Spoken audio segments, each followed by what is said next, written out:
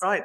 Good afternoon to the select group of faithful who are in the room and to the nice people who have decided that they would be interested in joining us online. A very warm welcome to all of you from Dr. Markus Gehring and myself, Eleanor Sharpston.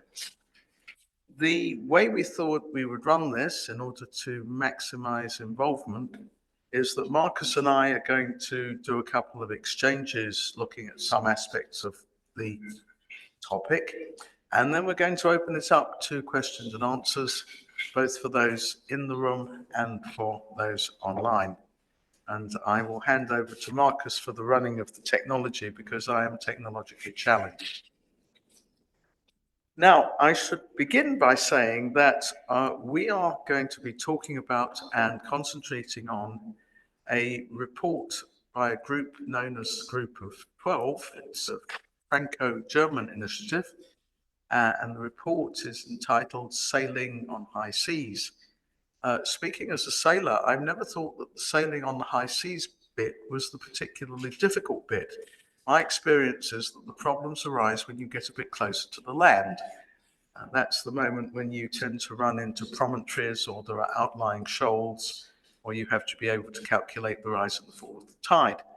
Be it as it may, the title of the document is Sailing on High Seas, and it is indeed a welcome and ambitious addition to the discussion.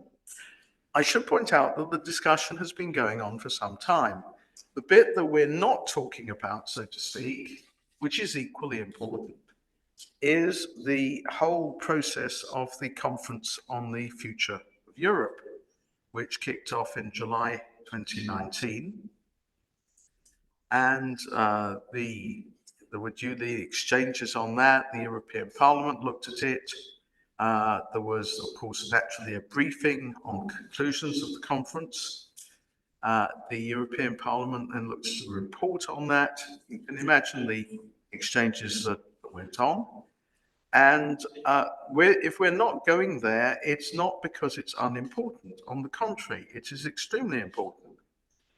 But that is a much wider element in the story because the proposals of the European Parliament for the amendment to the treaties, these finally went before the Parliament on the 7th of November 2023.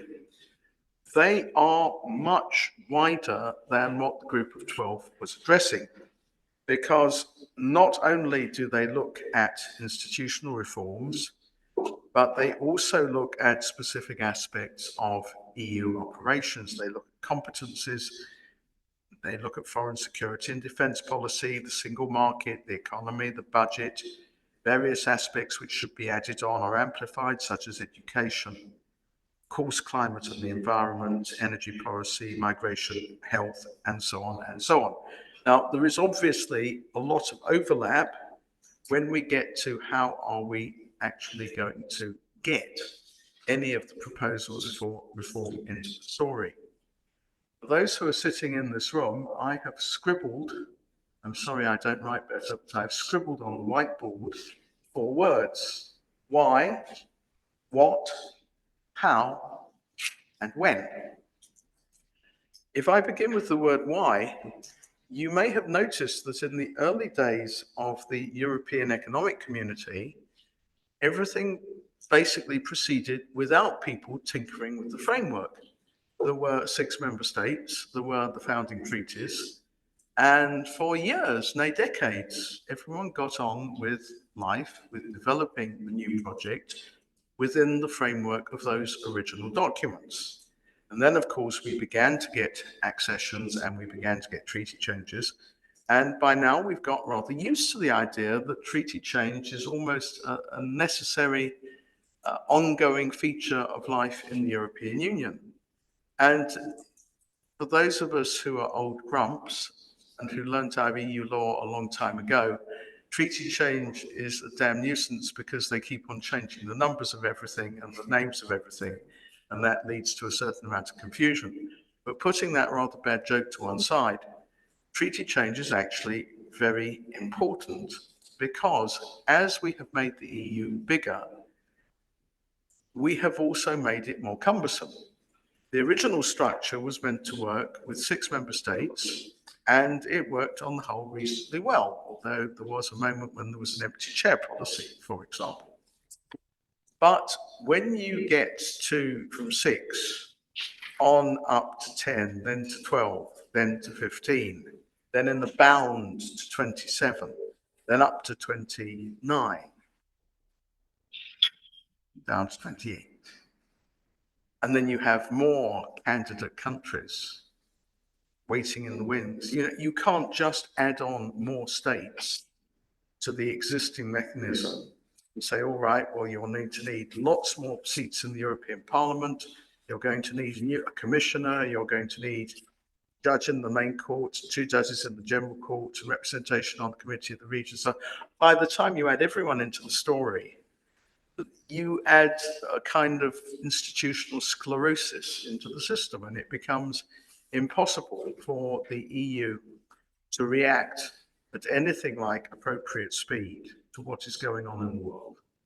It becomes virtually impossible to take any difficult decision, because a difficult decision will always not please somebody or some group of people.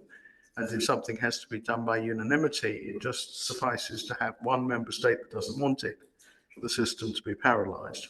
So the short answer to why is because the EU's been a success, because it's got bigger, because it is responsible for more, it does more. We have to evolve the structures so that they are still, to use that phrase, fit for purpose. I think that's the why. We come on to the what. What do we need to adapt? And when we look at the what, there are some obvious candidates. The first obvious candidate being that we absolutely have to do something about the institutional structures. If I go to the summary of what the group of 12 thought should be happening, they emphasize the fact that we are at a critical juncture, which is marked by geopolitical shifts, transnational crises, and internal complexities. And they say, well, we need 3 goals. We've got 3 goals here. Increasing the EU's capacity to act, getting the EU enlargement ready, and strengthening the rule of law and the EU's democratic legitimacy.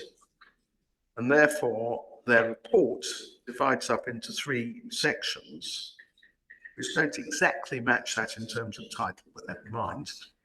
Rule of law, institutional reforms, and the process to reform, deepen, and enlarge the EU. So that's what we're going to need to be looking at. That's the what. The next question is how. You probably do not need me to emphasize that changing the treaty is a big deal.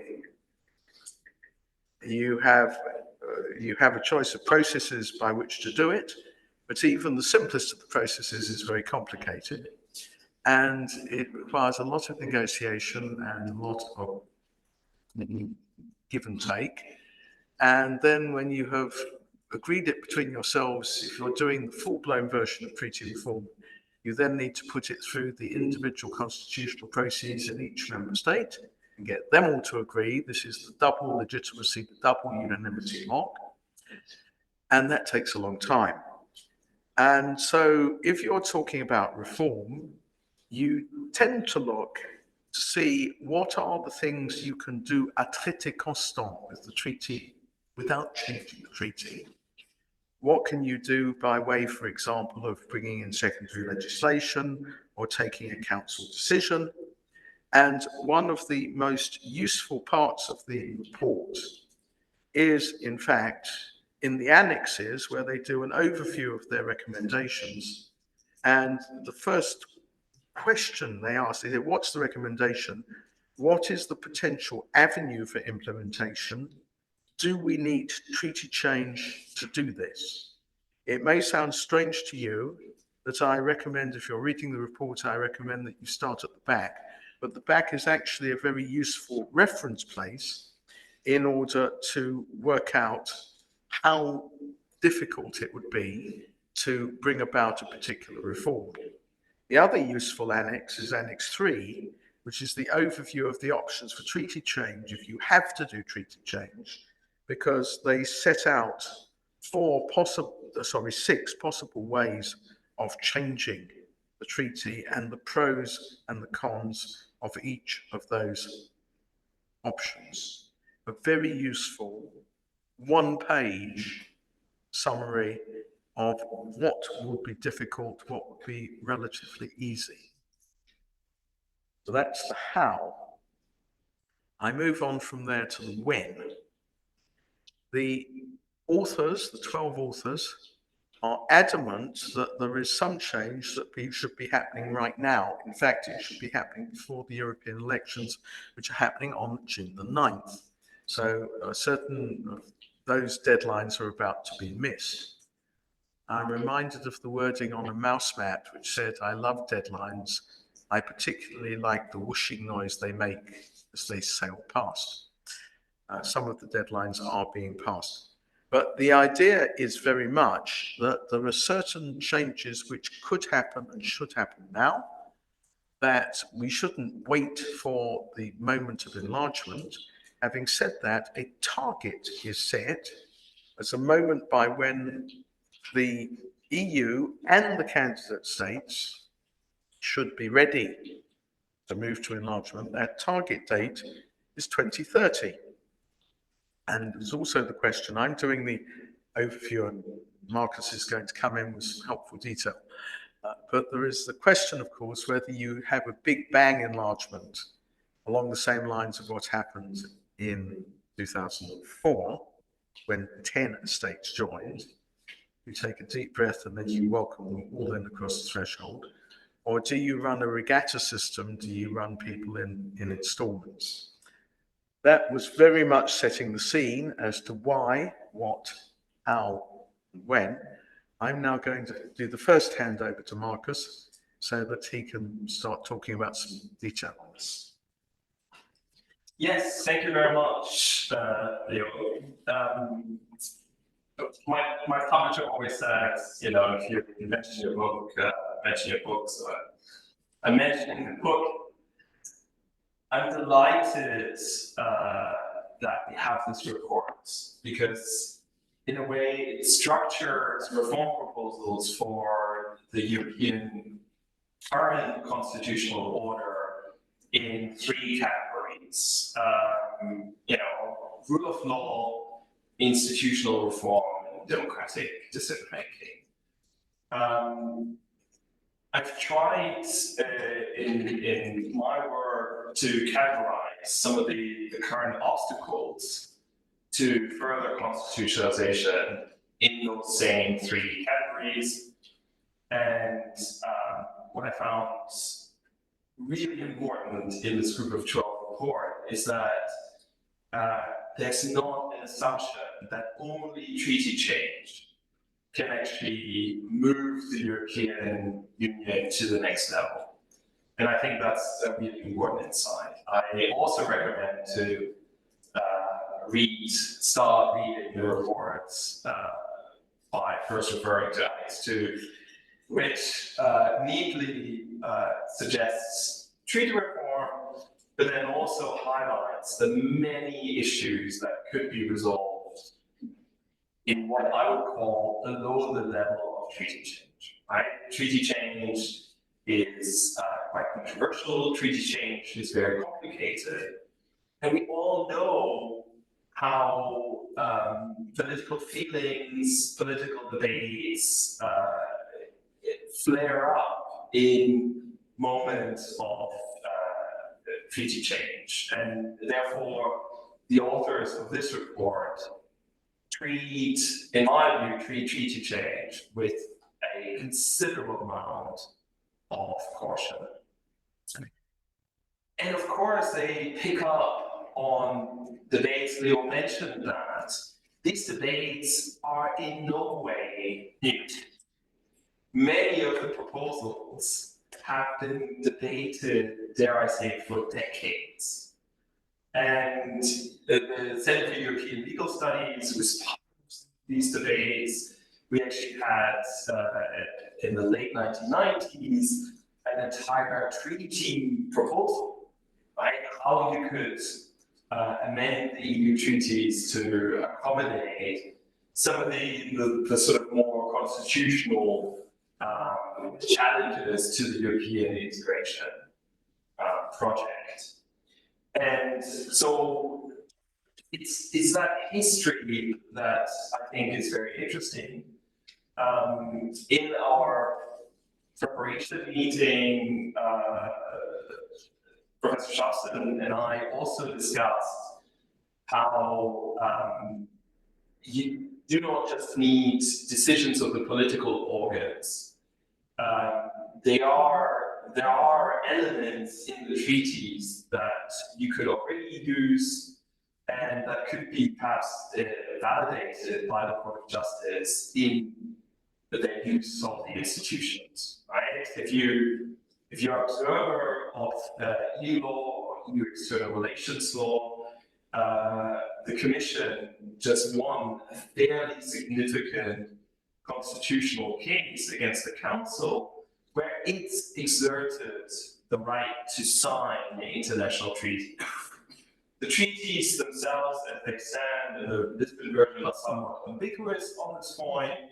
The Commission had always maintained that it itself was empowered to sign international treaties, and now the Court of Justice has actually confirmed that kind of approach. There's a second element, I think, that is very important for the European Union, and the Group of 12 envisions enlargement of the Union by 2030. And I think that's a really important date, right? So we in the United Kingdom might sometimes have mixed feelings about the European Union, but the prospect of joining the European Union in some of the candidate countries is really important. And to offer those candidate countries, above and beyond all political discussions, a realistic prospect of joining the European Union in a timely manner is very important. Right? The authors have themselves set, of the Group of 12 proposal here, set themselves the objective of creating effective, credible, and politically guided approaches to an enlarged European Union and enlarged decision-making body. And I think that's right and proper. You know, personally, if you push me, I might even say, well, maybe the United Kingdom can be part of that group of joining countries in 2030, but maybe that's a little bit unrealistic at this point in time. Professor Sharpston already mentioned in her last point, she mentioned the when, and we've discussed the sort of differing timescales, maybe even the differing concentric circles, a Europe of different speeds. And I think that endorsement of having, differing approaches, not having, having concentric circles in the European integration project is in my view, one of the most important proposals here.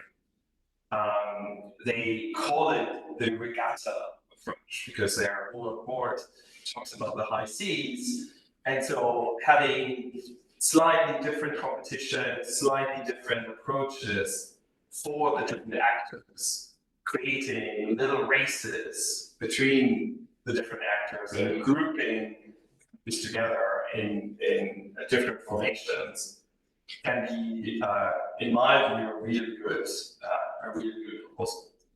Looking at the European Union through a federal lens, which I love to do, and I know it's quite controversial in this country.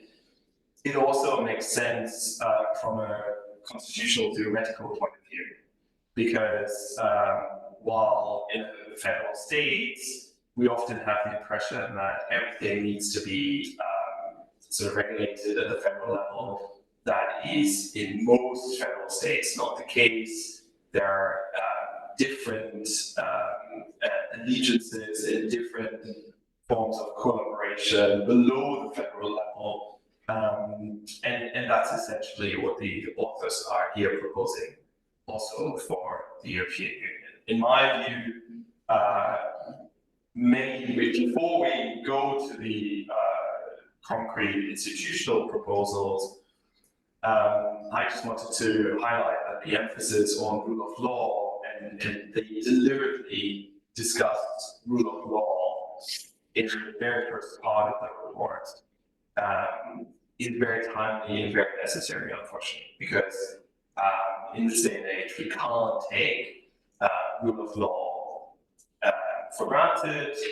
It needs to be reviewed, and the necessary mechanisms to safeguard rule of law compliance in all member states need to be in place before any larger or enlargement project can actually proceed.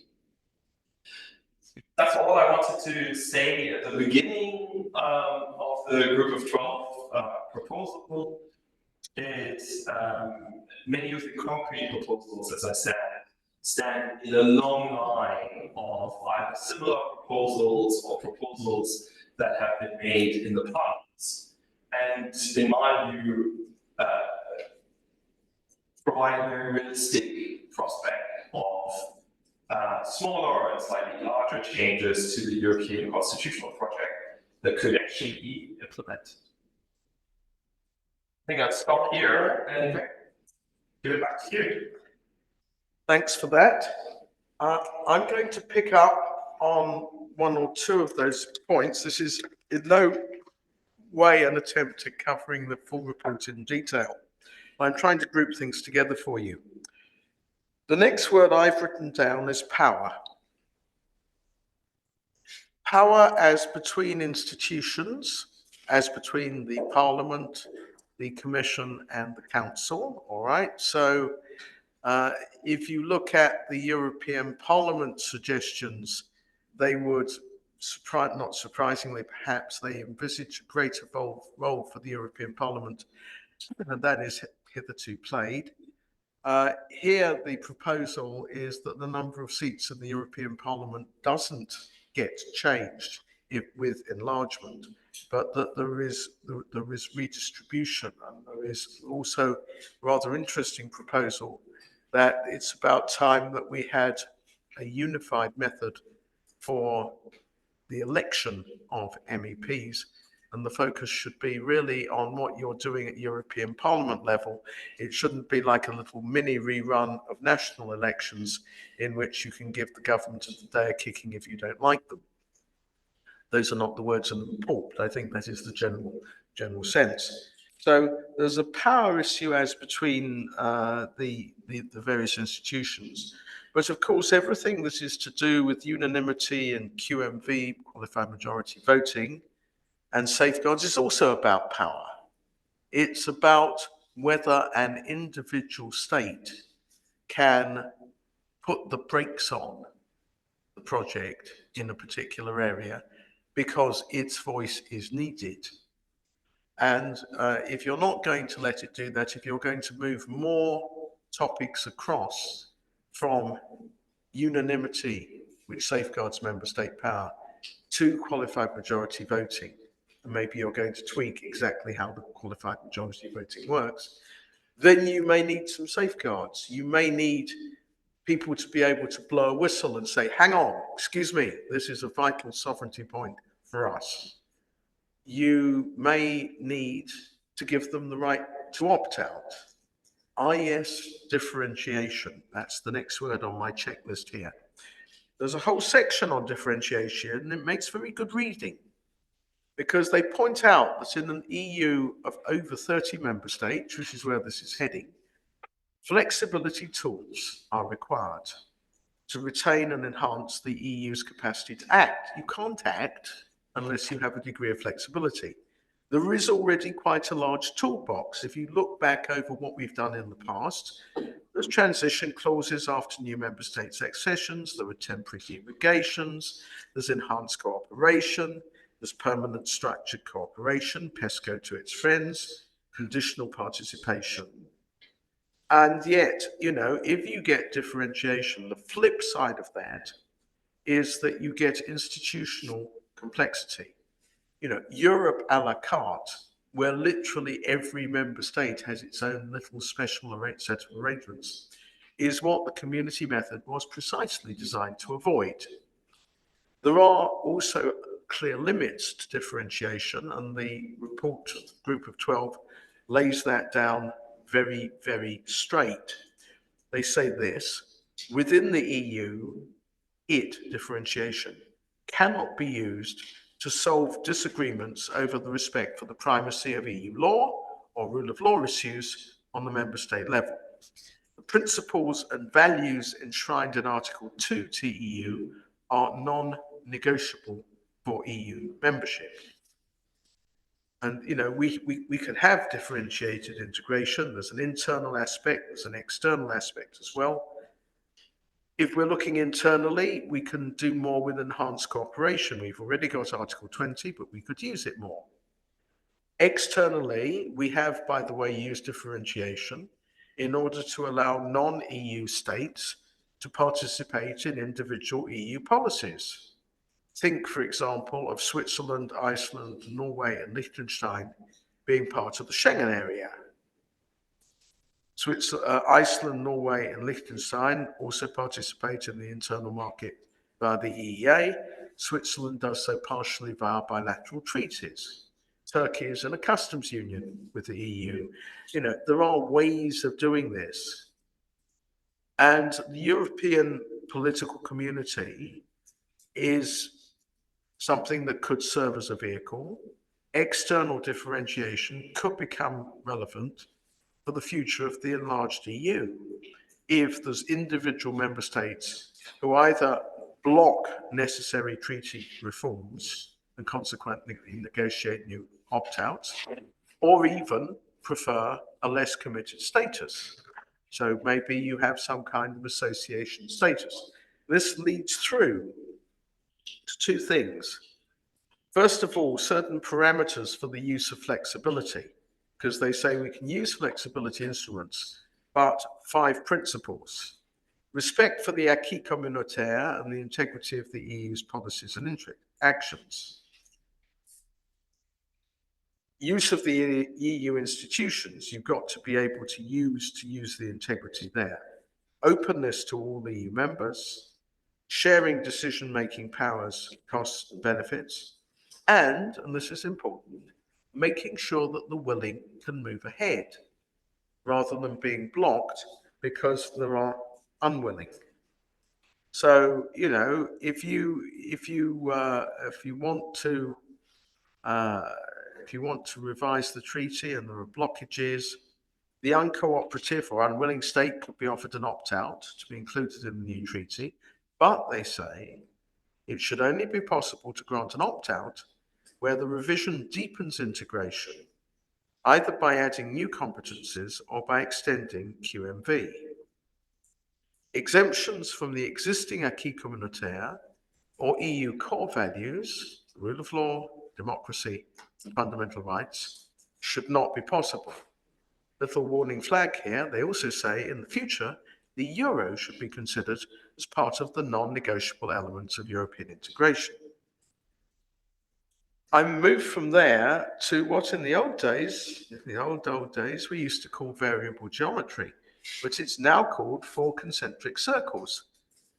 I think it's a bit like saying, would you like half a dozen eggs or would you like 6 eggs? I believe you still get the same number of eggs. And I want to pay particular tribute here to Professor Catherine Barnard, who had a very difficult time at a FIDE Congress when she went along and argued passionately and persuasively in favour of a sort of differentiated arrangements. And lo and behold, we now have the Franco-German group singing the praises of European integration in 4 concentric circles. The 4 concentric circles would be the following. The inner circle, well, we've already got the members of the Eurozone and the Schengen area who are already, in fact, involved in deeper integration. There are also several uses of enhanced cooperation. There's PESCO in defence. There's a sort of coalition of the willing idea. These could be used for a further range of policy areas. So the inner circle would be the inner circle. Outside the inner circle, but still pretty much inner rather than outer, if you'll forgive that Irish way of putting it, would be the EU. So inner circle, centre circle. Then the EU. All current and future EU member states, which after all are bound by the same political objectives and required to comply with Article 2 to EU. They benefit from cohesion funds, they benefit from redistributive policies, and that current EU competencies would be at the heart of that. Then there's a new outer layer, which would be the associate members. And I'm reading verbatim from the report.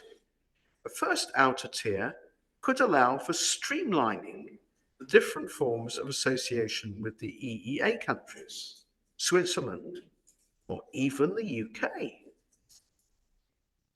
Associate members would not be bound to ever closer union and further integration, nor would they participate in deepening political integration in other policy areas, such as justice and home affairs or EU citizenship. But you'd still have the basic requirement, commitment to comply with the common principles and values, democracy and the rule of law. The core area of participation would be the single market. Well, then we of course need to talk about who has the jurisdiction to do what, who has what say in what, how much they pay, and all of that detail, which we could go into, but possibly not here. And then finally, as a kind of wrap around the outside of this, you would have the European political community, which is described as a second outer tier, which would not involve any form of integration with binding EU law or specific rule of law requirements. It wouldn't allow access to the single market.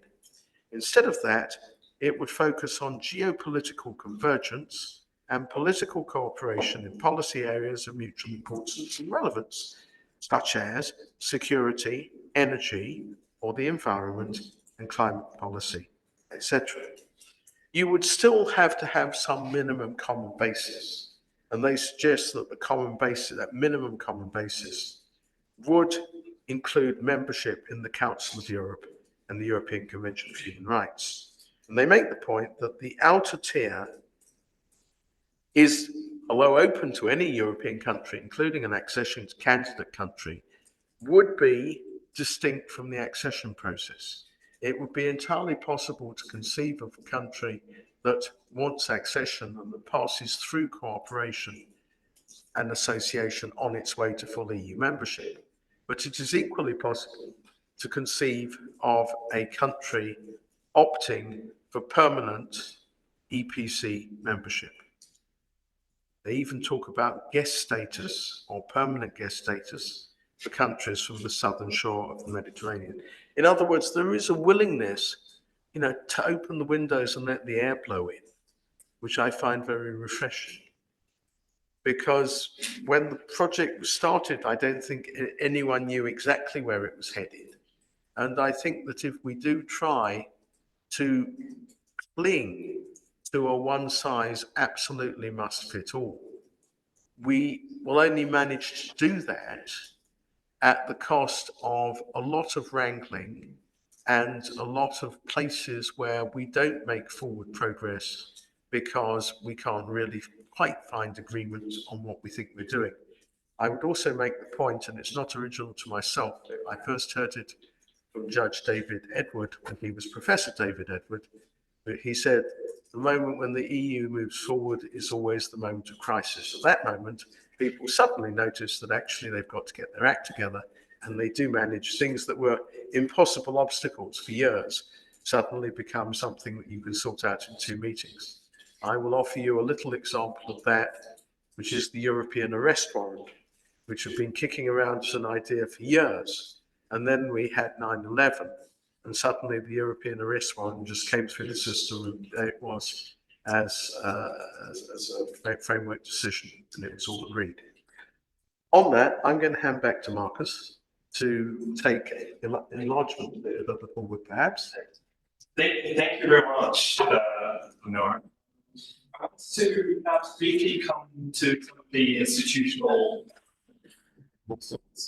by the group of 12. So they already mentioned the reduction of seats. Of course, there's a big question how you do that, and there's a shout out to Cambridge mathematician Gibbet, who developed the Cambridge Compromise, right? So you have a certain basis of seats, and then the rest of the seats of the parliament are distributed in accordance to population size, and that way you have a system that can actually grow with the European Union over time without having to add additional entities. Because I think I agree with the authors here that 751 is probably the size of a large parliament, that where you can still more or less have personal relationships with other parliamentarians. If it grows much further than that, it becomes very, very difficult. I wanted to highlight one of the proposals to harmonize electoral laws, and the European Union over the years has actually changed quite significantly, right? So from the Parliamentary Assembly and sort of observer status to a directly elected parliament, basing themselves on different electoral systems. In a way, that's very common, in my view, in different federal structures, right? So you rely on the institutional approaches in different federated entities in order to elect the members. Over time, of course, that needs to be harmonized, and I think we've reached now the stage of European integration where we really need to have a much more harmonized approach to European elections, to European electoral law, maybe even the European Electoral Commission, because the country-by-country approach is, I think, to a certain extent, is suboptimal. The elements I thought was also worth mentioning are they propose to deal with unforeseen developments in a new sort of catch-all competence. Professor Sharpston and I discussed a little bit. That's almost like a return back to the future, right? Because the original EEC treaties actually had such a subsidiary competence for, if the member states so decide unanimously to add certain competences, they were empowered to do that. And in my view, rather than having special competence for unforeseen developments, I think it would be much better to create an institutional process by which, without a formal treaty change, competences could be added to the European Union or to the differentiated circles of the European Union. I think the authors of the Group of 12 make it very clear that if any competences are added, there needs to be an opportunity for member states to opt out. And while Professor Barmer made that proposal 25 years ago, I think we've now seen the wisdom behind that proposal, because the European Union could actually be strengthened with such an approach and allow member states that agree to deepen their integration in certain areas while still relying on the overall institutional framework of the European Union. And again, I'm drawing the comparison with federal states. That is, that's possible in many federations. If you, for example, take Canada, you have territories and you have provinces. They have slightly different competences. They have slightly different rights inside the Canadian Federation, but the entire institutional framework still works. And so, in my view, it makes for a very coherent proposal to advance the European Union in that fashion.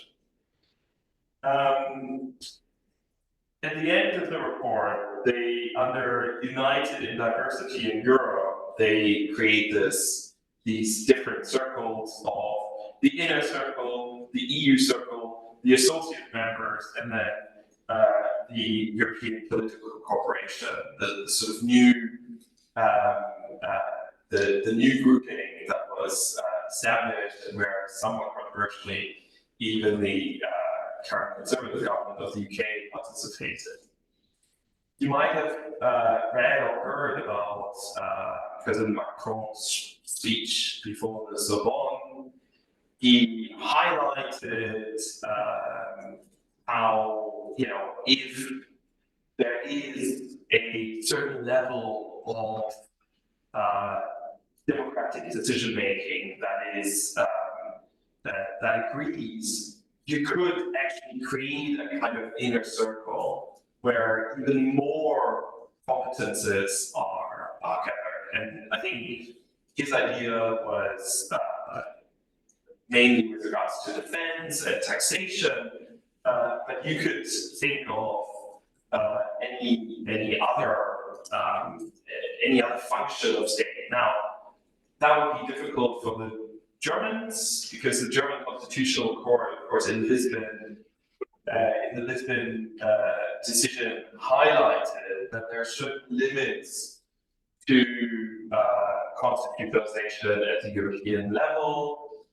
If, in the view of the Constitutional Court, Germany loses its identity as a separate state, that would be problematic for the current constitutional arrangement. Of course, if you had then a new constitutional assembly, you could reform that constitution.